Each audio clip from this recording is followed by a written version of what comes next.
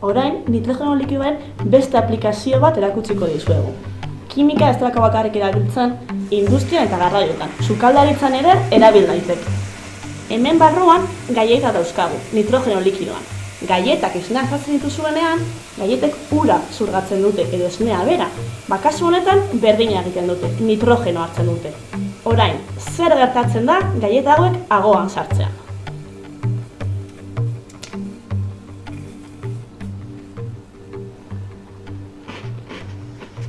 Zer ere gertatzen hemen? Zer daki hori? Nitrogeno likidoa hotz dagoenean, -150an likidoan dago, baina agoa bero dago. Orduan, agoko bero horrek nitrogenoa lurrundu egiten du. Eta gure hemen sugeak ateratzen den kea hori nitrogenoa da, baina gas egoeran. Eta hau, gaur egun, sukaldaritzan asko erabiltzen da.